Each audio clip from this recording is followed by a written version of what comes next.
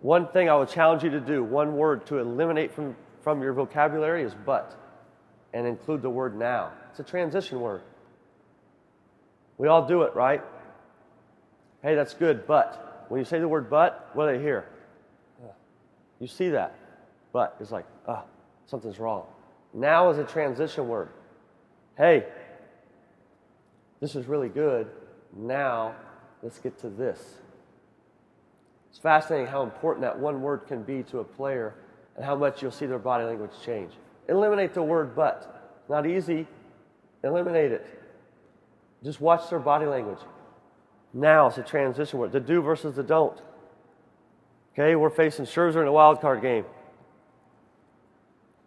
And it's like, all right, he's having a lot of success with his slider down and away.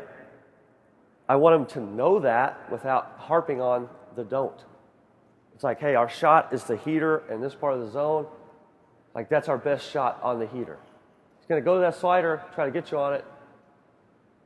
Now we ain't going there. Now we're going right up here at our neck if we have to for 99. We're getting to it. Right? Like, you just have to be, I don't want to say careful, but there's a strategy to your words and your players to get them to do what you need them to do. So the do versus the don't, the sandwich. This correction thing is real. So on the sandwich, it's like, we all know this. This is old school. You give a positive, you give them the bad stuff in the middle, and with a positive. Right? Hey, you're doing this really well. Now, transition word, we're going to do this better. And you know if you do that, dog, like, you got this. Whatever, you know? So it's a sandwich effect. Socrates, Plato.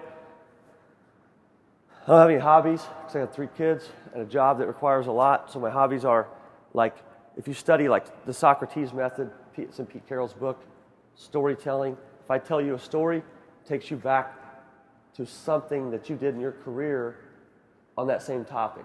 Your mind goes there because you're thinking about your response.